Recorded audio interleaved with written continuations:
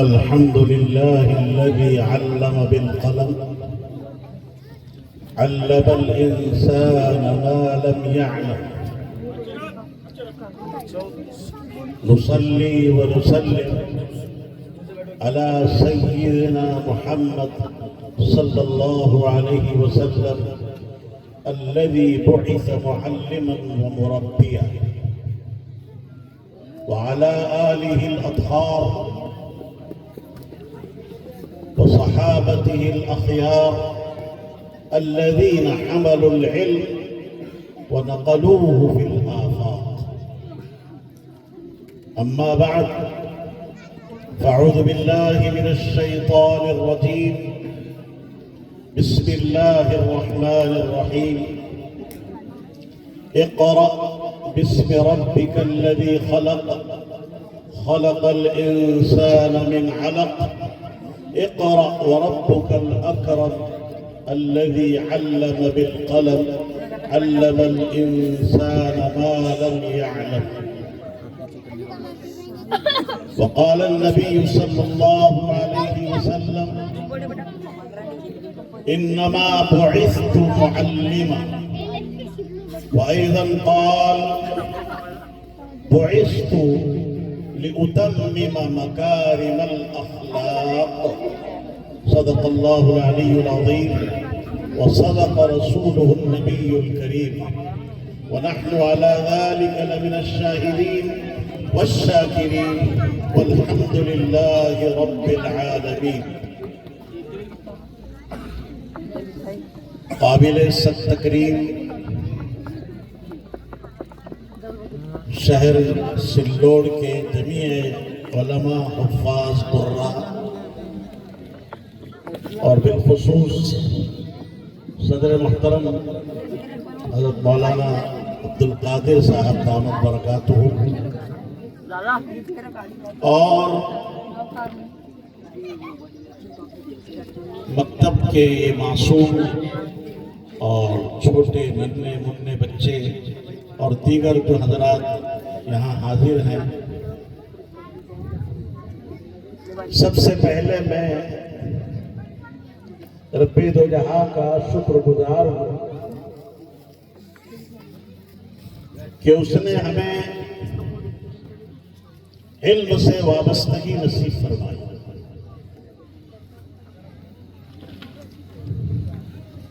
معزز حاضرین،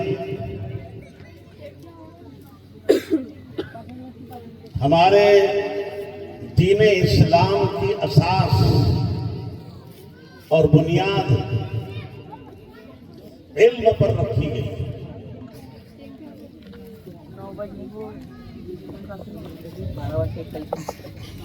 سب سے پہلی وحی اور سب سے پہلی وحی کا سب سے پہلا پیغام اور سب سے پہلا حکم جبرائیل امین علیہ السلام سرور کائنات صلی اللہ علیہ وسلم کے پاس غار حرا میں جو جبل نور پر ہے لے کر تشریف لائے. وہ یہی آیات تھی، سورہ علق کی ابتدائی 5 آیات، قرآن مجید کی سب سے پہلے نازل ہونے والی یہ آیات ہے. تمام ہی محدثین، مفسرین، علماء کا اس بات پر اتفاق ہے.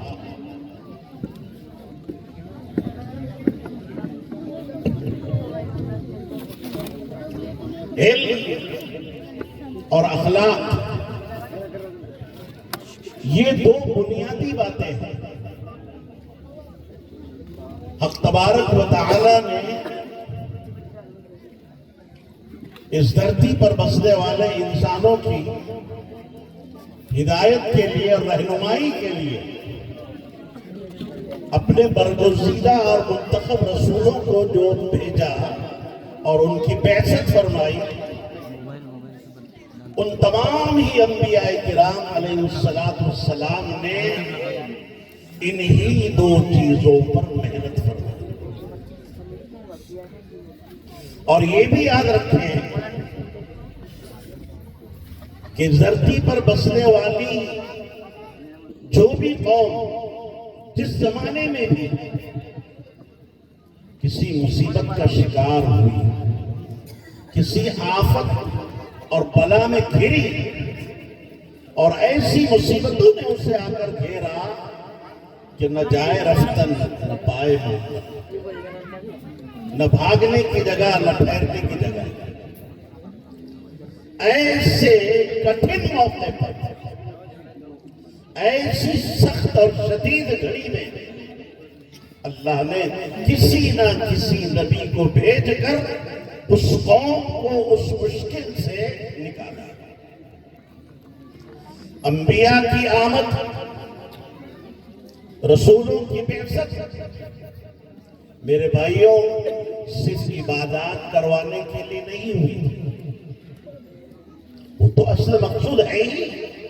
ہماری دنیا میں پیدا ہونے کا اور تخلیق کا اور ہمارے وجود کا مقصود اصلی وہ تو قرآن نے خود ہی بیان کر دیا ہے، وَمَا خَلَقْتُ الْجِنَّ وَالْإِنسَ إِلَّا لِيَعْبُدُونِ۔ لیکن انبیاء کرام علیہ السلام نے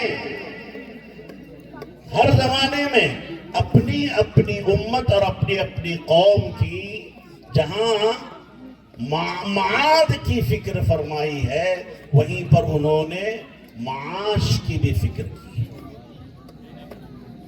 جہاں انہوں نے اخروی مصیبتوں سے بچانے کی راہیں بتلائی ہیں، وہیں پر انہوں نے دنیاوی مسائل اور آلام میں پھنسی ہوئی قوم کو نجات پانے کا راستہ بھی بتایا۔ مشہور قوم بنی اسرائیل، اللہ تعالیٰ نے حضرت موسیٰ علیہ نبینا علیہ السلام کو بھیجا۔ آپ جانتے ہیں فرعون اور آل فرعون اور قوم فرعون نے انہیں اپنا غلام بنا کر رکھا تھا، ان کے بچوں کو، ان کی بچیوں کو، اور ایسے ایسے ذلیل اور ذلیل تر کاموں میں لگایا تھا کہ خدا کی پناہ۔ حضرت موسیٰ علیہ نبینا علیہ السلام کے ذریعے اللہ تعالیٰ نے قوم بنی اسرائیل کو فرعون کی قید بند سے اور ان کی غلامی سے جو ہے نجات دلوائی۔ پھر اس قوم نے دوبارہ شر و فساد کیا، پھر سے معاصی میں مبتلا ہوئے، رب کی نافرمانی کی، اپنے خالق اور مالک کو انہوں نے فراموش کیا۔ حضرت دانیال علیہ السلام کا زمانہ تھا، اللہ نے ان پر بخت نصر کو مسلط فرمایا، اور اس کمبخت نے مسجد اقصی بیت المقدس کو ویران کیا، اس کے اندر لگے ہوئے ہیرے اور جواہرات کو 70,000 گاڑیوں میں لاد کر لے کر چلا گیا، اور 70,000 لوگوں کو اس نے قتل کیا، اور بقیہ بچوں کو، عورتوں کو اور مردوں کو اس نے غلام بنایا۔ بہرحال قومیں جب بھی مشکلات کا شکار ہوئی، اللہ تعالیٰ نے ان کو ان مشکلات سے نکالنے کے لیے انبیاء کا انتخاب فرمایا۔ میرے بھائیوں، آج ہم اور آپ دیکھ رہے ہیں کہ ہم زوال کا شکار بنتے چلے جا رہے ہیں۔ کیا بات ہے؟ وجہ اس کی یہی ہے کہ ہم علم سے کوسوں دور چلے گئے، ہم بے فکر نہیں رہی، ہمارے اندر کتاب اللہ سے جو تعلق ہونا چاہیے تھا، قرآن مجید سے ہمیں جو عشق ہونا چاہیے تھا، رب کی جو عبادت ہونی چاہیے تھی، جو طاعت مطلوب تھی، اور جو بندگی ہم سے چاہی جا رہی تھی، ہم اس سبق کو بھلا بیٹھے۔ اللہ کے نبی صلی اللہ علیہ وسلم کہ جو بعثت ہوئی اور جس زمانے میں ہوئی آپ جانتے ہیں بد اخلاقی اپنے عروج پر تھی، جہالت ڈیرا ڈال چکی تھی، تاریخیاں اپنی جو ہے سب کو اپنی تاریخی میں لے چکی تھی دنیا، لوگ سب کچھ جانتے تھے مگر اپنے خالق کو نہیں پہچانتے تھے، بجائے عدل کے ظلم نے جگہ لے لی تھی، بد اخلاقیوں کے لوگ شکار تھے، مختلف عنوانات سے عورتوں سے بدکاری کی جاتی تھی، زنا کیا جاتا تھا۔ اللہ تعالیٰ نے ایسے برے ماحول میں ہمارے آقا صلی اللہ علیہ وسلم کو مبعوث فرمایا۔ آپ نے چند ہی برسوں میں، آپ جانتے ہیں تاریخ اسلامی آپ پڑھو آپ کو پتہ چلے گا، علم اللہ کے نبی نے کیا فرمایا، میں نے ابھی حدیث پیش کی، انما بعثت معلما، یہاں علماء بیٹھے ہیں، یہ حدیث اگرچہ سندن ضعیف ہے لیکن بہت سارے محدثین نے اس کو جو ہے درد حسن پر رکھا۔ اس سے دوسری جو حدیث میں نے پیش کی ہے وہ استوری اتمم مکارم الاخلاق، یہ حدیث بالکل کھری ہے، صحیح۔ اور پہلی حدیث جو میں نے بیان کی وہ بعثت معلما والی، یہ جو متن ہے ابن ماجہ کا متن ہے۔ تو عرض کرنا مجھے یہ ہے کہ علم کو آپ جو ہے اس کا عاشق بنو۔ مولانا اختر صاحب نے مجھے کہا تھا کہ حضرت تعلیمی بیداری پر گفتگو فرمائے۔ یاد رکھیے تعلیمی بیداری کا ہرگز یہ مطلب نہیں ہوتا ہے کہ ہم کچھ ڈگریاں حاصل کر لیں، سندیں حاصل کر لیں۔ ارے یہ ڈگریاں اور یہ سندیں یہ کاغذ کے پرندے ہیں، ان سے کیا ہوتا ہے؟ اصل تعلیمی بیداری کا مطلب یہ ہوتا ہے کہ ہمارے گھر گھر علم کا چرچا ہو، ہمارے گھروں میں علمی ماحول ہو، ہماری مستورات میں کتابی تعلیم کا رواج ہو، ہماری یہ معصوم اولاد اور یہ ہمارے نونہالات یہ علم کو جو ہے حاصل کرنے والے بنے اور کردار سازی کریں، اخلاق اور کردار کو بنانے کی کوشش کریں۔ میں اس کو دیگر الفاظ میں یوں تعبیر کر سکتا ہوں، تعلیم اور تربیت، اور اسی اصطلاح میں یوں کہہ سکتا ہوں شریعت اور طریقت۔ میرے بھائیوں، انبیاء کرام نے شریعت بھی پیش کی اور طریقت بھی پیش کی، تعلیم بھی دی اور تربیت بھی کی۔ اگر صرف تعلیم ہو، علم ہو اور تربیت نہ ہو تو بے فائدہ بے سود ہے وہ علم۔ جہاں علم ہوتا ہے، یاد رکھیں، جہاں علم ہوتا ہے وہاں فراست اور بصیرت ہوتی ہے، اور جہاں فراست و بصیرت ہوتی ہے وہاں اتحاد ہوتا ہے، اور جہاں اتحاد ہوتا ہے وہاں ترقی ہوتی ہے۔ جہاں جہالت ہوگی وہاں ظلمت ہوگی، اور جہاں ظلمت ہوگی یاد رکھیے وہاں نا اتفاقی ہوگی، وہاں انتشار ہوگا، اور جہاں بھی انتشار ہوگا یاد رکھیے کبھی بھی ترقی نہیں ہو سکتی، وہ تناسلی کا وہ لوگ شکار ہوتے چلے جائیں۔ آج ہم ترقی کو ڈھونڈ رہے ہیں مختلف محکموں میں، مختلف جو ہے جگہوں پر جا کر، یاد رکھیے ہم ترقی نہیں پا سکتے۔ علم چاہے دین کا ہو چاہے دنیا کا ہو، لیکن ایک بات یاد رکھیں، حقیقت میں علم اسی ہی کہتے ہیں جس کے ذریعے سے خدا کی پہچان، جس کے ذریعے اللہ کی معرفت ہو۔ علامہ اقبال رحمۃ اللہ علیہ نے بڑی اچھی بات کہی ہے، میں سنا دیتا ہوں، اللہ سے کرے دور تو تعلیم بھی فتنہ،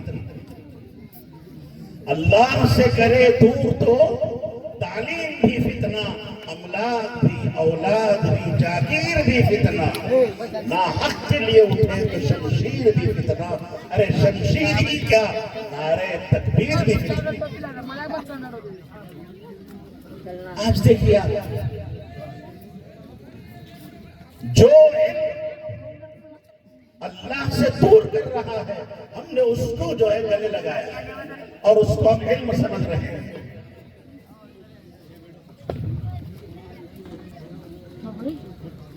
مسلمانوں میں یہ جملہ یاد رکھیے، مسلمانوں میں جب تک علمی اور دینی روح زندہ رہے گی انشاءاللہ ثم انشاءاللہ پوری دنیا میں اخلاقی قدریں بلند رہے گی. اخلاقی اقدار کو بالادستی حاصل ہوگی اور جہاں دینی اور علمی روح مسلمانوں میں مردہ ہو جائے گی، مر جائے گی، پھر آپ اخلاقی اقدار کو تلاش کرو، آپ کو یہ اخلاقی اقدار نہیں ملے گا. علم اسے کہتے ہیں جس کے ذریعے سے معرفت حاصل. میں آپ کو دو چار واقعات سنا کر بات ختم کرتا ہوں، کیونکہ ماشاءاللہ ہمارے اورنگ آباد سے تشریف لائے ہوئے یہ نعت خواں حضرات بہت ہی عمدہ آواز میں اور بہت ہی اچھوتے انداز میں پیش کر رہے تھے، اور ہمارے مدثر صاحب بھی ابھی باقی ہے، منتظر ہو تو کہہ رہے ہوں گے یہاں کا ڈسٹرب کرنے آگے درمیان میں. یہ ہمارے سے ماشاءاللہ ہمارے شاگرد ہے، اللہ انہیں جزائے خیر عطا فرمائے. بڑا پسند آیا آپ کا پڑھنا، مجھے بہت پسند آیا. پہلی مرتبہ سنا میں نے، مدثر کو تو وہاں سنتے تھے لیکن ایسا نہیں سنا. آج شملہ باندھ کر آئے ماشاءاللہ، اللہ قبول کرے. بیٹھیے آپ.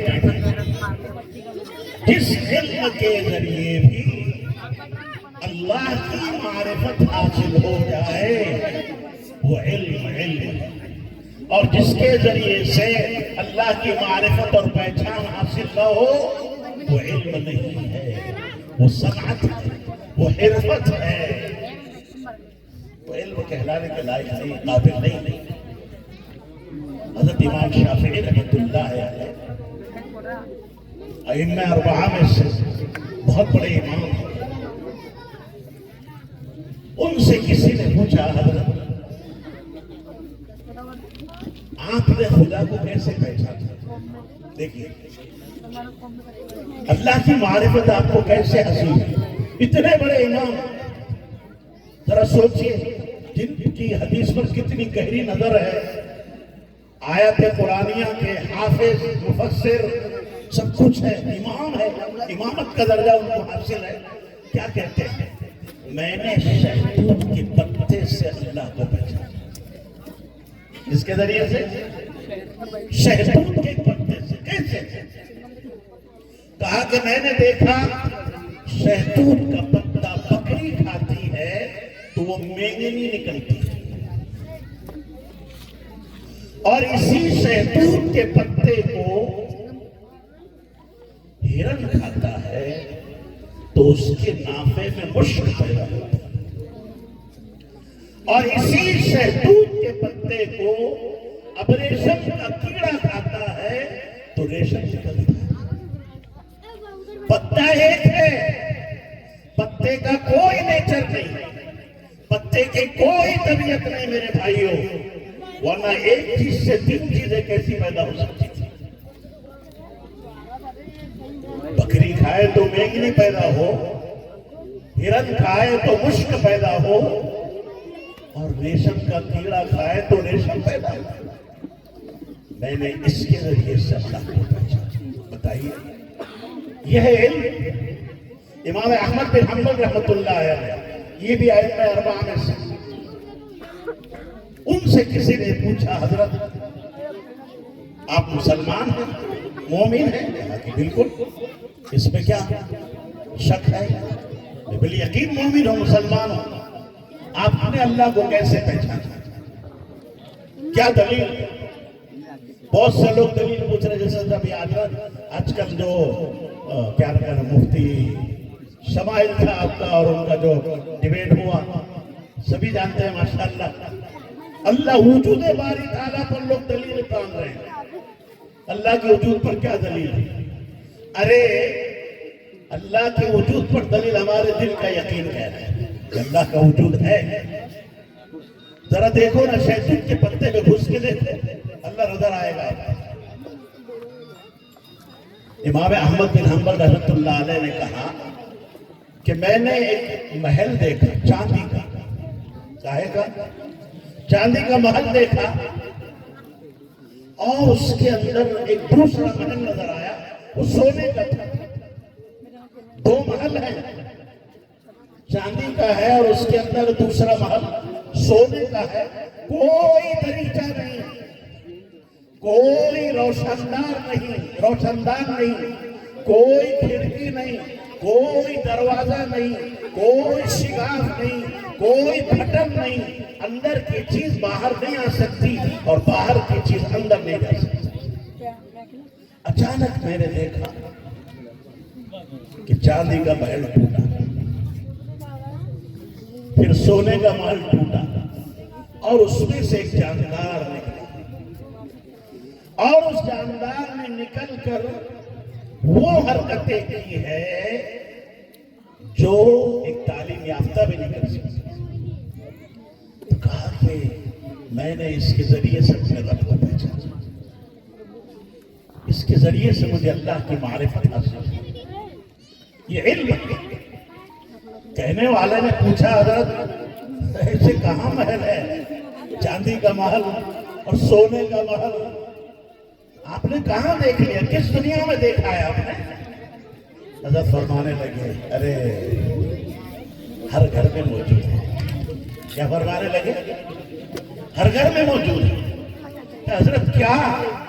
اچنبے کی بات ہے، کیا ہے وہ؟ فرمایا کہ انڈا کبھی دیکھا نہیں آپ نے؟ ارے انڈا دیکھا کہ نہیں دیکھا؟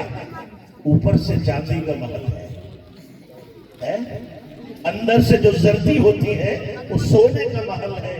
21 دن مرغی اپنے پروں کے نیچے رکھ کر گرمی پہنچاتی ہے، اور 21 دن کے بعد اوپر کا ٹرپل چھلکا خود بخود جو ہے وہ ٹوٹتا ہے، اندر کا چوزا چونچ مار کر اس کو پھاڑتا ہے اور باہر آتا ہے، اور آنے کے بعد وہ چوزا چوں چوں چوں کرتا ہے اور دانا چونے لگتا ہے۔ کون سا مکتب تھا بھائی اندر؟ کون سے مولوی شمیم اندر بیٹھے ہوئے تھے؟ کس نے ان کو سکھایا کہ چوں چوں کرو؟ کس نے بتایا کہ دانا یوں چھوا جاتا ہے اور پانی یوں پیا جاتا ہے اور پیتے وقت جو ہے گردن اوپر کی جاتی ہے؟ کس نے بتایا؟ آپ جانوروں پہ غور کیجیے، ان سے بچے پیدا ہوتے ہیں اور پیدا ہوتے ہی جو ہے وہ اپنی ماں کے تھن پر منہ لگا کے جو ہے دودھ پینا شروع کرتے ہیں۔ یہ چسکی لینا کس نے سکھایا؟ ہم انسانوں کے بچے پیدا ہو رہے ہیں، پیدا ہونے کے بعد ابھی اس کی آنکھیں بند ہوتی ہے، ماں اپنے گود میں لیتی ہے اور سینے سے لگاتی ہے۔ اس تھنوں میں دودھ کس نے ہوتا؟ وہی خدا ہے جس کو ہم تلاش کر رہے ہیں۔ عجیب اللہ نے عورتوں کے پستانوں میں دودھ، اور عجیب بات ہے سردیوں میں گرم دودھ آتا ہے اور گرمیوں میں سرد دودھ آتا ہے، ٹھنڈا دودھ۔ کوئی فریج رکھا ہے اندر، ہیٹر لگا ہوا ہے، کیا ہے یہ؟ کون سی طبیعت ہے؟ کون سی چیز کام کر رہی ہے اندر؟ ہمارا بچہ چسکی لے کر جو ہے ماں کا جو ہے دودھ پیتا ہے۔ شاید ہماری خواتین بھی یہاں بیٹھی ہیں، ان سے بھی ان کی مناسب بھی کچھ باتیں میں کہوں گا۔ اللہ کے نبی صلی اللہ علیہ وسلم نے بہرحال ہمیں ایک ایسا علم دیا قرآن کا اور حدیث کا اور دین کا اور مذہب کا، ایسا علم دیا ہے میرے بھائیوں بزرگوں دوستوں کہ جس کے ذریعے سے اللہ کی معرفت حاصل ہوتی ہے۔ اور جس کو اللہ کی معرفت ہو جائے میرے بھائیوں، اکبر الہ آبادی نے کہا نا، تو دل میں تو آتا ہے سمجھنے کے لیے۔ کیا کہہ رہا ہے اکبر الہ آبادی؟ تو دل میں تو آتا ہے سمجھ میں نہیں آتا، بس جان گیا میں تیری پہچان یہی ہے۔ تو دل میں تو آتا ہے سمجھ میں نہیں آتا، بس جان گیا میں تیری پہچان یہی ہے۔ اللہ کے نبی نے ایسی محنت کی، مختصر سی مدت میں 23 سال میں کئی علماء تیار کرتی ہے، کئی فقہا تیار کرتی ہے، کئی صلحاء کی جماعت تیار کرتی، زہداء کی جماعت تیار کرتی، اتقیاء کی جماعت تیار کرتی۔ ہمارے صحابہ میں یاد رکھیں ہر فن کے لوگ تھے۔ آپ عہد نبوی کا مدنی معاشرہ دیکھیں، مدنی معاشرہ مکہ سے ہجرت کر کے جب مدینہ آئے ہمارے صحابہ کرام، مکہ کو خیر بات کیا ہمیشہ کے لیے، چند روز کے لیے نہیں۔ ہم تو جماعت میں جاتے 40 روز کے لیے، 4 مہینے کے لیے، سال بھر کے لیے، پھر واپس آ جاتے۔ ہمارے صحابہ کرام نے ہمیشہ ہمیشہ کے لیے مکہ کو چھوڑا، وہاں آئے مدینہ تو کیا تھا؟ کھانے کے لیے روٹی نہیں تھی، سر چھپانے کے لیے مکان نہیں تھا، تن کو چھپانے کے لیے کپڑا نہیں تھا۔ انصار مدینہ نے آپ کی نصرت کی۔ مدینے کے لوگ کاشتکار تھے۔ مسجد نبوی کی جب تعمیر ہو رہی ہے، آپ غور کیجیے، اللہ کے نبی صلی اللہ علیہ وسلم نے مختلف صحابہ کو مختلف کام سپرد فرمائے کہ تم اینٹیں اٹھاؤ، تم اینٹوں کو ڈھو، تم گارا کلاؤ، تم یہ کرو، تم دیواریں رچو، تم جو ہے چھت کی تیاری کرو۔ مختلف کام سونپے گئے۔ آپ تاریخ اسلامی کو پڑھیں گے، ہمارے صحابہ کرام میں آپ کو ایسے ایسے لوگ ملیں گے، کسی نے حکومت کی ہے، کسی نے جو ہے ایسی جنگیں لڑی ہے کہ آج تک ان کا کوئی ثانی دنیا میں نظر نہیں آتا۔ بہرحال بات بہت طویل ہوگی، میں اتنا کہوں گا کہ حضرت رسول اللہ صلی اللہ علیہ وسلم نے حضرات صحابہ پر اور صحابیات پر وہ محنت کی ہے کہ ان کے دلوں میں غنا پیدا ہو گئی، دین کی محبت پیدا ہو گئی، دنیا ان کے نظروں میں ہیچ ہو گئی۔ حضرت علی رضی اللہ تعالیٰ عنہ ایک مرتبہ بیت المال میں داخل ہوئے، چاندی رکھی ہوئی ہے، سونا رکھا ہوا ہے، ہیرے جواہرات، فرماتے ہیں یا دنیا، کیا فرما رہے ہیں؟ یا دنیا غری غیری، یا دنیا غری غیری، قد طلقتک ثلاثا لا رجعت فیہا، قد طلقتک ثلاثا لا رجعت فیہا۔ اے دنیا، تو اپنی چمک کے ذریعے، اپنی دمک کے ذریعے مجھے دھوکہ نہ دینا، میں تو تجھے طلاق دے چکا ہوں، اور ایک نہیں 3 طلاق دی ہے، اور 3 طلاق علماء مفتیان یہاں بیٹھے ہوئے جانتے ہیں 3 طلاق میں رجعت کا کوئی مسئلہ نہیں۔ اور یہی کیفیت صحابیات کے درمیان، خواتین بیٹھی ہیں ان کے مناسبت سے بات کر رہا ہوں۔ حضرت جابر رضی اللہ تعالیٰ عنہ بہت بڑے صحابی ہیں، مالدار صحابی تھے۔ ان کے پاس ایک دن وہ گھر میں آئے، اہلیہ کے پاس، حیران تھے، پریشان تھے۔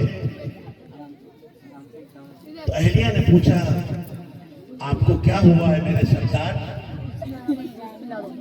کیوں گرانی ہے، کیا بات ہے، کیا پریشانی ہے؟ تو دیکھیے غور سے سنیے۔ حضرت جابر فرمانے لگے بیگم صاحبہ مال زیادہ ہو گیا ہے، اس لیے پریشانی ہو رہی ہے۔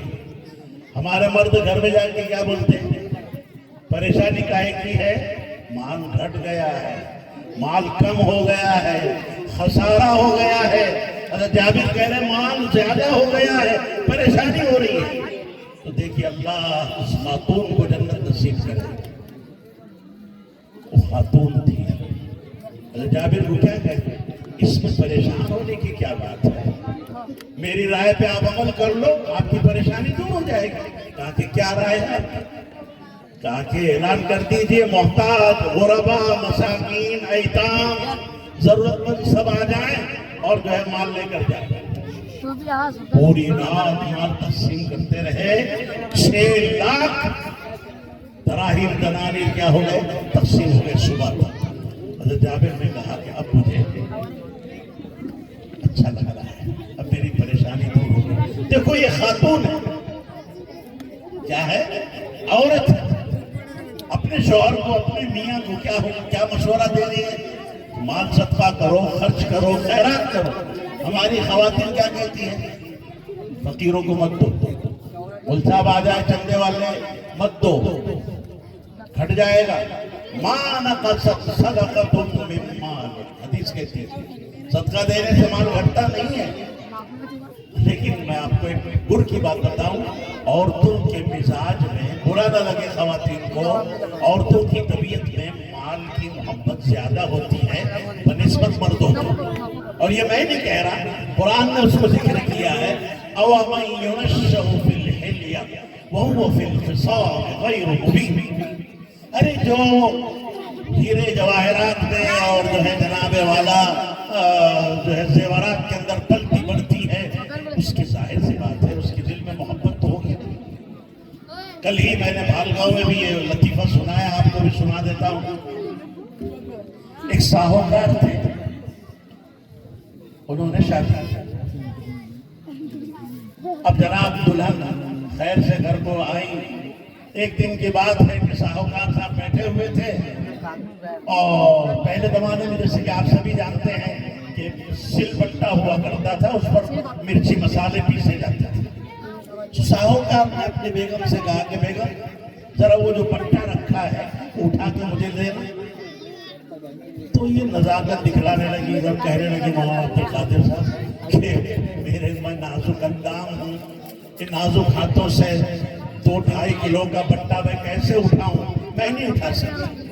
ساہوکار صاحب سوچے، اے اللہ ایسی بیگم اگر رہی تو پھر میرے گھر کا کاروبار کیسے چلے گا، میرے کام کاج کیسے ہوں گے۔ بہرحال اس نے کیا کیا، ایک ترکیب سوچی اور وہ بٹا اٹھایا، رات کو چپکے سے خاموشی کے ساتھ اس کو لے کر گیا ایک صراف کی دکان پر، سونار کی دکان پر، اور اس کو اوپر سے اس نے پتھر رکھا سونے کا، اور اس میں سونے کی زنجیر جو ہے ڈلوا دی، اور جویلر باکس میں پیک کر کے رات کے موقع پر خلوت رہے تنہائی میں اپنے بیگم کے پاس لایا کہ آج تو تیرے لیے زبردست جو ہے میں زیور لایا، بہت قیمتی ہے، بہت وزنی بھی ہے۔ کہا دکھاؤ تو صحیح، دکھاؤ، اتنی اجرت دکھاؤ تو صحیح۔ نیند نہیں آ رہی ہے، کہا کہ نہیں بتاؤں گا، نہیں بتاؤ، پہلے بتاؤ پھر سوؤں گا۔ تو شوہر نے کہا کہ پہنو گی؟ کہا کہ بالکل پہنوں گی۔ کہا کہ میرے سامنے پہننا پڑے گا؟ کہا کہ بالکل آپ کے سامنے پہنوں گی۔ اس نے نکالا اور اس کے گلے میں ڈالا، تو پہلے پوری رات گلے میں، اور دن میں بھی ننند بیگم کے سامنے السلام علیکم، بہو دیورانی کے سامنے السلام علیکم، ساس بیگم کے سامنے السلام علیکم امی جان۔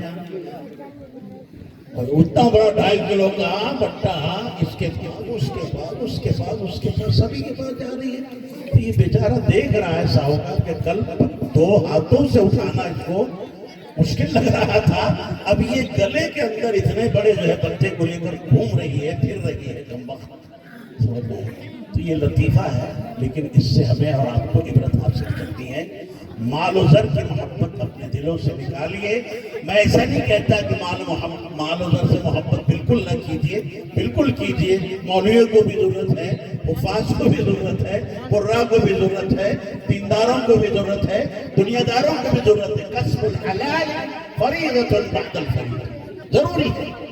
لیکن جیسے کہ علامہ مولانا روم رحمۃ اللہ علیہ نے کہا، انہوں نے تو بہت ساری حکایت لکھی اور اس کا ایک شعر بھی فارسی میں پیش کیا، میں آپ کو صرف خلاصہ بتا دیتا ہوں کہ جب تک کشتی پانی کے اوپر رہے تو کشتی بھی محفوظ رہتی ہے، اور کشتی میں جو سوار ہے وہ بھی محفوظ ہوتے ہیں، ایک ساحل سے دوسرے ساحل پر پہنچ جاتے ہیں۔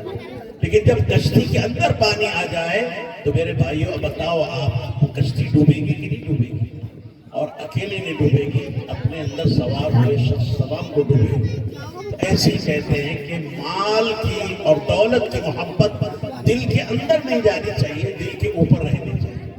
اللہ تبارک و تعالیٰ مجھے اور آپ کو سبھی کو کہنے سننے سے زیادہ عمل کی توفیق عطا فرمائے۔ دیکھیے 2-4 روز کے بعد رمضان شریف آ رہا ہے۔